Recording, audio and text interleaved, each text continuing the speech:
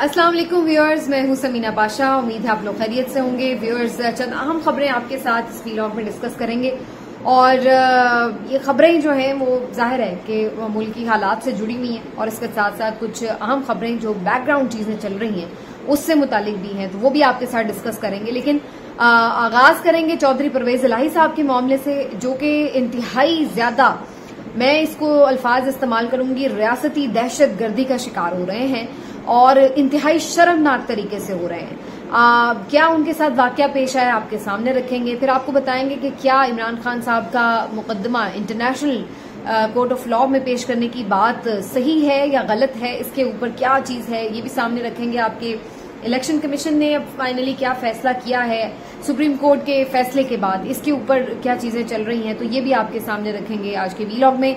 आपसे रिक्वेस्ट है कि चैनल को सब्सक्राइब कर लें अगर अभी तक आपने चैनल को सब्सक्राइब नहीं किया। अच्छा जी, तो सबसे पहले जरा चौधरी परवेज इलाही साहब की बात हो जाए। आपको मालूम है चौधरी परवेज इलाही साहब भी मुसलसल अताब का शिकार है और अनएक्सपेक्टेडली उनसे ये कोई इतना ज्यादा एक्सपेक्ट नहीं कर रहा था कि वो इतनी देर स्टैंड करेंगे। बल्कि सच्ची बात तो ये कि जब वो पंजाब के वजीर आला बनाए गए थे पीटीआई की तरफ से, तब भी लोग उनके बारे में शकूक व शुबहात का ही इजहार करते रहे कि वो वफा नहीं निभाएंगे। फिर असेंबलियां तोड़ने का भी जब मरहला आया तो सब यही समझते थे कि शायद वो असेंबलियां नहीं तोड़ेंगे। और फिर जब उन्होंने वाज़ेह तौर पर आकर इस बात का ऐलान भी कर दिया कि जनाब उनको ये मैसेज पहुंचाया गया है कि आप असेंबलियां तोड़ेंगे तो आप लोग मुश्किल में आ जाएंगे, तो बेहतर यही है आपके साथ कि आप असेंबलियां ना तोड़ें। लेकिन इसके बावजूद भी उन्होंने इस्टेब्लिशमेंट की बात को रद्द करते हुए इमरान खान साहब की बात को फौकियत दी और इमरान खान साहब के कहने के ऊपर असेंबलियां तोड़ दी। हालांकि वो खुद भी नहीं समझते थे कि असेंबली वक्त से पहले तहलील करनी है, लेकिन इमरान खान साहब की बात को उन्होंने अहमियत दी, तरजीह दी और इस तरह पहली बार जिंदगी में शायद वो इस्टेब्लिशमेंट के खिलाफ गए हैं। वरना हमेशा चौधरी परवेज इलाही साहब हों या चौधरी बरादरान की सियासत को आप देखें तो हर कोई आंखें बंद करके ये समझता है कि वो तो बेसिकली इस्टेब्लिशमेंट के इशारों पर चलने वाले सियासतदान हैं। लेकिन ये पहली दफा ऐसा हुआ कि न सिर्फ उन्होंने इस्टेब्लिशमेंट की बात नहीं मानी बल्कि बिल्कुल उसके अगेंस्ट खड़े भी हुए। और अब हमने देखा कि उन्होंने हैरान इस हद तक कर दिया है सबको कि सबका ख्याल ये था कि वो इस उम्र में कहां सख्तियां झेल सकेंगे। और जो इस वक्त एक पीटीआई जेरे अताब है, जिस तरह से उसके लीडरान को पकड़ा जा रहा था, जिस तरह से उनसे प्रेस कॉन्फ्रेंसेस करवाई जा रही थी, तो हर किसी का अंदाजा था कि चौधरी परवेज इलाही साहब चंद ही दिनों में प्रेस कॉन्फ्रेंस करके अपनी जान छुड़ा लेंगे। मोनिस इलाही साहब वैसे ही मुल्क बदर है, उन्होंने जिला वतनी इख्तियार की हुई है, वो वापस नहीं आ रहे, उन्हें मालूम है कि उनके लिए भी हालात अच्छे नहीं है। तो ऐसी सूरत में हर कोई ये समझ रहा था कि परवेज इलाही साहब इतना ज्यादा बर्दाश्त नहीं कर पाएंगे, इतना ज्यादा सफर नहीं कर पाएंगे।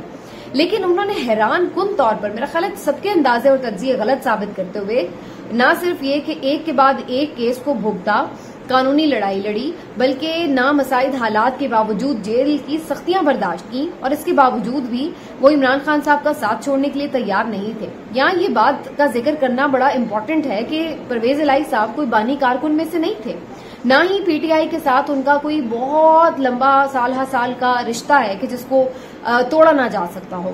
और ऐसा भी नहीं है कि वो नजरियाती तौर पर पीटीआई के साथ इतने करीब हों कि जनाब उनका नजरिया उनके लिए इतना इम्पोर्टेंट हो। तो ये बहुत ही हैरत अंगेज बात है कि इन तमाम तर बातों के बावजूद भी कोई चीज इनमें से नहीं थी और चंद महीने की रफाकत थी सिर्फ पीटीआई के साथ, चेयरमैन पीटीआई के साथ। लेकिन इसके बावजूद भी जिस तरह से उन्होंने ये सारा वक्त निकाला है, चाहे उसके पीछे उनका सियासी मफाद जुड़ा हो या वाकईतन वो समझते हो कि इमरान खान साहब हक सच पर हैं तो मैंने उनका साथ देना है, हम उनकी नीयत पर शक नहीं करते। लेकिन वजह जो कोई भी हो, ये बात तो माननी पड़ेगी कि चौधरी परवेज इलाही साहब ने मजामत की एक नई मिसाल रकम की है। आमतौर पर पंजाब के सियासतदानों को इस तर्ज के ऊपर परखना बड़ा मुश्किल है और अक्सर लोग ये कहते थे कि पंजाब में तो आपको मजामत करते हुए सियासतदान बड़े कम नजर आते हैं। लेकिन चौधरी परवेज इलाही साहब ने यकीनी तौर पर सबको हैरान भी किया है और कुछ लोगों को तो परेशान भी कर दिया कि आखिर अब इस 70 साल, बल्कि 70 साल से भी ज्यादा उम्र के इस शख्स को कैसे तोड़ा जाए, जो बीमार भी है, जो कि ज़ईफ भी है और जिसकी इतने ज्यादा स्टेक्स भी नहीं है। इमरान खान साहब का मामला थोड़ा डिफरेंट है, लेकिन परवेज इलाही साहब तो बिल्कुल एक अलग तरह की सियासत भी करते रहे हैं और उनके स्टेक्स भी कुछ अलग तरह के हैं, तो काफी हैरान भी उन्होंने किया। लेकिन चौधरी परवेज इलाही साहब ने ये सारी सख्तियां भी बर्दाश्त की, जेलों से मुकदमे भी लड़े और फिर अल्टीमेटली हमने देखा कि इसी सिस्टम में उन्हें रिलीफ भी मिला। और अब न सिर्फ ये कि मुख्तलिफ मुकदमात से उनकी जमानत हुई, बल्कि लाहौर हाई कोर्ट ने एक बड़ा फैसला दिया और कहा कि जनाब परवेज इलाही साहब को किसी भी और मुकदमे में भी गिरफ्तार ना किया जाए। बड़ा सख्ती से उन्होंने क्लैरिटी से ये फैसला दिया और उसके बाद फिर उनको जमानत पर रिहा करने का फौरी हुक्म जारी हुआ। उसके बाद वो काफी मुतमईन भी थे, उन्होंने मुख्तलिफ लोगों से बातचीत भी की और उन्होंने बड़े अज़्म का इजहार किया एक दफा फिर से। और फिर उसके बाद अदालत ने ये हुक्म दिया कि खुद पुलिस कस्टडी में उनको उनके घर पहुंचाया जाए। लतीफ खोसा साहब जो कि सीनियर तरीन वकला में से हैं, वो भी इस मौके पर उनके साथ थे। उन्हीं की गाड़ी में परवेज इलाही साहब मौजूद थे और उनको घर ले जाया जा रहा था। लेकिन जैसे ही वो ज़हूर इलाही रोड के पास पहुंचे, वो टर्न लिया, घर से बिल्कुल चंद ही आप कह लें कि थोड़ा बहुत कम चंद मिनट का फासला था कि इस दौरान अचानक से ही वो गाड़ी रोक ली गई और फिर आनन फानन वहां पे इस्लामाबाद पुलिस पहुंची है। उन्होंने आकर परवेज इलाही साहब को बताया कि हम आपको गिरफ्तार करने आए हैं। परवेज इलाही साहब ने गाड़ी से निकलने में यानी लैतुलाल से काम लिया। उन्होंने बताया कि मुझे तो मना कर दिया गया है अदालत की तरफ से कि किसी भी जो केस है उसमें गिरफ्तारी नहीं होगी, तो ये आप लोग कैसे कर सकते हैं। लतीफ खोसा साहब ने भी वहां उनके साथ तकरार की, लेकिन उसके बाद बदतमीजी की इंतहा हो गई। इस्लामाबाद पुलिस ने आओ देखा न ताओ और धक्कम पेल करते हुए, घसीटते हुए, बकायदा रगेदते हुए परवेज इलाही साहब को टांगों से बाजुओं से उठाकर यूं गाड़ी में से निकाला है घसीट के, और उसके बाद अपनी गाड़ी में जो है इस्लामाबाद पुलिस की जो गाड़ी है उसमें मुंतकिल कर दिया। ये विजुअल्स इंतहाई अफसोसनाक है और आप यकीन मानिए कि ये विजुअल्स, ये जितने विजुअल्स है ना इस तरह के, ये पीछा करेंगे आपका, ये सालों पीछा करेंगे। ये इतनी जल्दी ये तारीख मिटेगी नहीं। ये जो चीजें आज प्रेसिडेंट सेट हुए हैं ना मुख्तलिफ मौकों के ऊपर, मैं पहले भी इस पे बात कर चुकी हूँ, ये इतनी जल्दी जान नहीं छोड़ेंगे। ये डरावने ख्वाब बन चुके हैं और ये इस तरीके एक हिस्ट्री का ऐसा हिस्सा बन चुके हैं, शर्मनाक बाप बन चुके हैं, जो इसमें इसके जिस तरह भी सहूलतकार रहे हैं, करता धरता रहे हैं, उनको मुंह छुपाने की जगह नहीं मिलेगी तारीख में, आप ये देखिएगा। और इतने ज़ईफ शख्स को अदालतों से प्रोटेक्शन के बावजूद जिस तरीके से गिरफ्तार किया गया है, ये इंतहाई शर्मनाक था। और फिर उसके बाद उनको इतनी कोई इमरजेंसी थी, जल्दी थी, कि उसके बाद बजरिया हेलीकॉप्टर उनको इस्लामाबाद मुंतकिल किया गया। और ये याद रखिए कि इस्लामाबाद के पुलिस के जरिए ये काम इसलिए किया गया क्योंकि लाहौर हाईकोर्ट ने चूंकि ये मना कर दिया था कि किसी भी और केस में गिरफ्तार नहीं किया जा सकता, तो मतलब लाहौर हाईकोर्ट का जो दायरा इख्तियार था वहां से बाहर से इन्होंने ये हमला करवाया ताकि लाहौर हाईकोर्ट इस सिलसिले में कोई कदम ना उठा सके, कोई रोक टोक ना कर सके। और उसके बाद फिर हमने देखा कि इस्लामाबाद पुलिस, जो कि आजकल वैसे ही बदमाश पुलिस बनी हुई है, उसके थ्रू ये काम करवाया गया। और फिर उसके बाद उन्होंने चौधरी परवेज इलाही साहब को इस तरह से गिरफ्तार किया और फिर वो उनको इस्लामाबाद ले गए। तो अब ये सारी सूरत हाल है। अब आप ये भी देखिए कि आगे सैटरडे संडे का दिन है, फौरी उनको जमानत भी मिलना मुश्किल है। एमपीओ के तहत उन्हें जो है वो गिरफ्तार किया गया है। ये वही जो दफात हैं जो कि आपको अभी मैं याद दिला दूं, पिछले दिनों जिसके ऊपर बड़ा जबरदस्त और दबंग फैसला आया था जस्टिस बाबर सत्तार साहब का, जो शानदाना गुलजार साहिबा और शहरियार आफरीदी साहब के केस के सिलसिले में था। उन्हें भी एमपीओ के तहत आखिर में गिरफ्तार जब किया गया तो बाबर सत्तार साहब ने उड़ा के रख दिया था। बल्कि उन्होंने ये तक कहा कि जिन लोगों ने अब अदालत के हुक्म उदूली की उनके ऊपर मुकदमा चला दिया जाएगा। ये कोई तरीका है आप लोगों का कि आप लोग इस तरीके से लोगों को जो है वो पकड़ रहे हैं, गिरफ्तार कर रहे हैं। मतलब एक शख्स ऑलरेडी महीनों आपके जेल में है और आप उसके ऊपर ये नक्शे अमन का जो है वो डाल रहे हैं कि जी वो प्लानिंग कर रहा है नक्शे अमन के लिए, ये वो तो आपकी कस्टडी में, तो वो कहां से, बाहर तो वो है ही नहीं, आजाद तो वो है ही नहीं, वो कहां से नक्शे अमन की प्लानिंग कर सकता है। तो एमपीओ के तहत गिरफ्तारियां तो वो 1857 की जंग आजादी के दौर में हुआ करती थी। ये यहाँ पर इन्होंने वो वाले अंग्रेजों के काले कवानीन जो है वो नाफिज किए हुए हैं और अब उसके बाद बूढ़े बुजुर्ग लोगों के ऊपर आप इस तरह की चीजें डाल रहे हैं। तो ये अब लेवल आ गया हमारी रियासत का। तो मैं इसलिए जो मैंने शुरू में लफ्ज इस्तेमाल की ना रियासती दहशतगर्दी, तो वो इसीलिए मैंने इस्तेमाल की कि जहां पे आप रियासत की ताकत को इस्तेमाल करते हैं रियासत के अपने शहरियों के खिलाफ और फिर इस तरीके से मजाक बनाते हैं अदालत का भी, आइन और कानून का भी, और आप ये बताते हैं कि आप सबसे बालातर हैं और बाकी किसी चीज की कोई हैसियत नहीं है। आप चूंकि चाहते हैं कि वो शख्स आपकी बात नहीं मान रहा, लिहाजा उसको जेल में रखना है, तो फिर उसके बाद आप किसी भी लेवल तक जा सकते हैं। तो ये है इसका जो, अगर लुब्बे लुबाब में कहूं तो इसको सिंपल अल्फाज में ये है।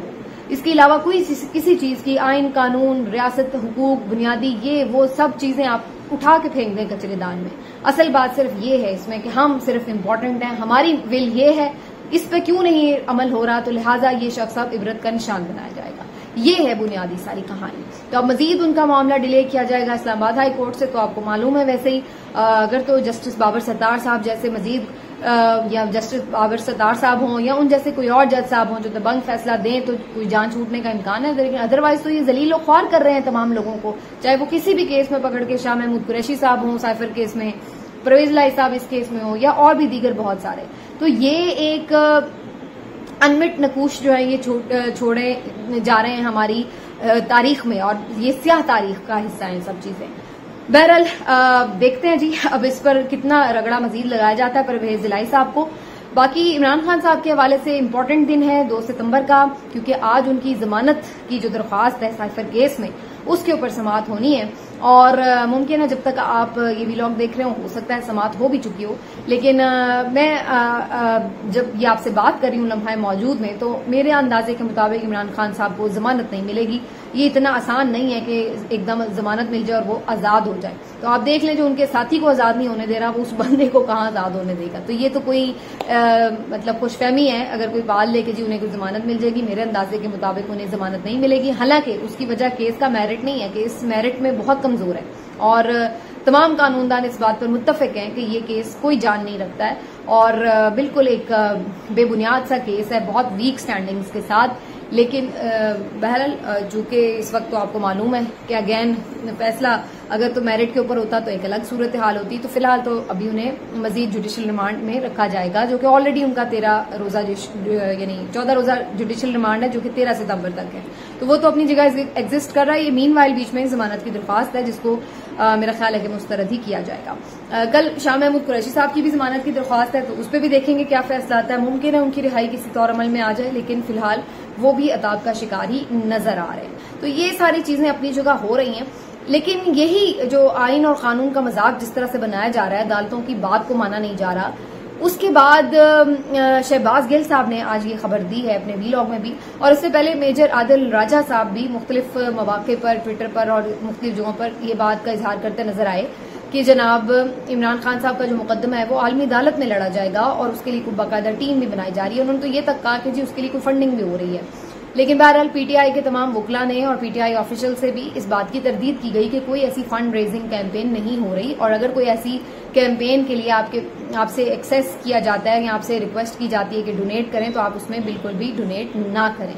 आदिल राजा साहब की बात को तो मैं खैर इतना मुझे नहीं मालूम है कि कितनी उनकी सदाकत होती है नहीं होती, लेकिन शहबाज गिल साहब ने आज जब ये बात की है तो चूंकि वो पीटीआई के एक मरकजी लीडरान में से हैं, तो उनकी बात को इस तरह हवा में तो नहीं फेंका जा सकता। कहीं ना कहीं किसी ना किसी मौके पर इसका मतलब है कि कोर कमेटी के अंदर भी ये बात डिस्कस हुई है कि इमरान खान साहब के मामले को फिर किधर लेके जाया जाए। जब पाकिस्तान में अदालतों की कोई वुकत नहीं रह गई है, वो अपने फैसलों पर अमल दरामद नहीं करा सकते, तो फिर इस सारे जो एक लंगड़ा लूला हमारा निजाम इंसाफ है, क्या इसके आगे सबको फेंक दिया जाए कि जिस तरह मर्जी ताकतवर जो है उनको रौनता चला जाए और किसी को हम बचा ना सकें, जो कि हमने पहले भी देखा है। तो क्या इसी तरह हम देखते ही रह जाएंगे और भुट्टो की तरह कोई और पॉपुलर लीडर जो है उसको मार दिया जाएगा? तो क्या इसका हल है? तो क्या इसके लिए आलमी अदालत इंसाफ का दरवाजा खटखटाना चाहिए? ये एक बहुत अहम सवाल है। चौधरी शहबाज गिल साहब का तो ये कहना है कि इस पर जो है वो सोचा जा रहा है। उन्होंने तो इवन 2 लॉयर्स के नाम भी बताए हैं, लेकिन वैसे जहां तक मैं इस पर थोड़ी सी मेरी कानूनी लोगों से जो बातचीत थोड़ी बहुत हुई है, इसके कुछ और भी पैटर्न्स होते हैं। ये इतना आसान नहीं है कि मैं अपना मुकदमा डायरेक्ट उठा के आलमी अदालत में ले जाऊं। इसकी कुछ अपनी कंडीशंस हैं, कुछ अपनी टर्म्स एंड कंडीशंस हैं और कुछ अपनी सिचुएशंस हैं, कुछ कॉन्सिक्वेंसेज हैं। तो इसमें काफी कुछ इन्वॉल्व होता है, कुछ मखसूस हालात होते हैं जिसकी वजह से आलमी अदालत में कोई मुकदमा ले जाया जा सकता है। ऐसा नहीं है कि कोई भी अपना मुकदमा उठा के आलमी अदालत में ले जाए। तो मेरा अभी इस पर फर्दर मैं इस पर बातचीत अभी जारी रखे हुए हैं और मैं मजीद इसको देखूंगी कि मैं मुख्तलिफ आईनी एक्सपर्ट से इस पर बात कर सकूं, लॉ एक्सपर्ट से बात कर सकूं और फिर हतमी आपके सामने कोई चीज रख सकूं। लेकिन अभी तक जो मेरी एक उस पे ऊपर परसेप्शन है वो ये है कि शायद ये उस तरह से कानूनी तौर पर मुमकिन ना हो पाए कि इमरान खान साहब का मुकदमा इस तरह से डायरेक्टली अदालत इंसाफ में चला जाए। तो मेरा ख्याल है कि इसमें पूरे प्रोसीजर्स होते हैं कि आपको पहले तमाम जो भी एक मुल्क की अदालत होती है, इस पूरे सिस्टम से गुजर कर आप किसी एक मकाम पर पहुंचते हैं, फिर उसके बाद कहीं जाके कोई कंडीशन होती है कि आप उससे अगर मुतमईन नहीं है तो फिर आप उसको कैसे एक्सेस करते हैं। इंटरनेशनल कोर्ट को। तो ये जरा अभी इसमें देखना होगा। मुझे इसमें शकूक व शुबहात हैं कि शायद ऐसा अभी फिलहाल इस स्टेज पर मुमकिन नहीं होगा। बाकी लास्टली मैं ये बता दूं कि इलेक्शन कमीशन ऑफ पाकिस्तान थोड़ा सा उसने आज एक स्टेटमेंट दिया है जो कि थोड़ा बहुत हौसला अफजा हो सकता है कि जी हम 30 नवंबर तक जो हल्का बंदियों का अमल है वो मुकम्मल कर लेंगे और उसके बाद हम इलेक्शन शेड्यूल का ऐलान कर देंगे। तो थोड़ा बहुत कहीं ना कहीं लग रहा है कि वो इलेक्शन की तरफ जो है मामलात में कुछ तेजी ला रहे हैं। लेकिन इसकी खैर एक वजह ये भी हो सकती है, बहुत ज्यादा खुशगुमानी में मेरा ख्याल है अभी स्टेज पर हमें नहीं जाना चाहिए। एक तो इसकी वजह ये भी है कि सुप्रीम कोर्ट का भी हाल ही में फैसला आया है, तो इस बात के लिए भी कि सुप्रीम कोर्ट मजीद कोई कार्रवाई आगे ना बढ़ा दे, क्योंकि पीटीआई के वकला भी तौहीन अदालत की कार्रवाई के लिए सोच रहे हैं और पिटिशन वगैरह कर रहे हैं। तो उससे पहले ही वो डेट्स वगैरह अनाउंस करें, कुछ ना कुछ करते हुए नजर आए, ताकि वो जाके सुप्रीम कोर्ट में अपना मौक़िफ़ दे सकेंगे, देखिए जी हम तो कर रहे हैं और ये देखें बस अब हमारा हल्का बंदियां हो जाएंगी, फिर हम इलेक्शन करा देंगे वगैरह वगैरह। तो ये कोई इस टाइप की जो एक दिखाने की चीज है वो भी कि फर्दर किसी कानूनी उलझन में ना फंसे वो, ताकि इसलिए भी। और दूसरा ये कि जो अभी एक वेव है प्रोटेस्ट की, उससे भी बचने के लिए थोड़ा सा चीजों को इस तरह भी लॉलीपॉप्स दिखाए जाएंगे आवाम को कि जी देखें बस अब कुछ चीजें आगे बढ़ेंगी, ये वो चीजें चेंज होंगी, नई गवर्नमेंट्स आएंगी। तो उस लिए भी थोड़ा सा एक्टिविटी जो है हमें इलेक्शन कमीशन में होती नजर आ सकती है। और तीसरा ऑप्शन ये कि फिर हम खुश हो जाएं कि शायद वाकई सीरियस हो रहा है कोई इलेक्शन कमीशन के, उसको पता चल गया है कि असल में उसका काम इलेक्शन कराना है, इलेक्शन ना करवाना नहीं है, इलेक्शन में रुकावट डालना नहीं है, बल्कि इलेक्शन करवाना उसका काम है। ये अपने दौर के मेरा ख्याल है पहले वाइस चीफ इलेक्शन कमिश्नर होंगे जो बगैर कोई इलेक्शन करवाए जो है वो शायद रिटायर हो जाए। इस तरह का मुझे तो इनका वो लग रहा है, क्योंकि हिस्ट्री बनने वाली है। वी होप कि कुछ चीजें बेहतरी की तरफ जाएं, सैनिटी प्रिवेल करे, लेकिन फिलहाल हमें ऐसा कुछ होता नजर नहीं आ रहा। अभी जो लड़ाई है वो अपनी उरूज पर है। अगर कुछ चीजें बेहतर होनी होती तो फिर हमें कुछ उसके इंडिकेटर्स नजर आते हैं कि किस तरह से लोगों के लिए कुछ बेहतरी होती, कुछ सांस लेने की जगह होती, लोगों को इस तरह से छापे, गिरफ्तारियां, ये वो सब चीजें उस तरह नजर ना आ रही होती जिस तरह पहले थी। लेकिन ये हमें बदकिस्मती से ऐसा ही नजर आ रहा है। मिलते अगले वीलॉग में, अपना ख्याल रखिए। अल्लाह।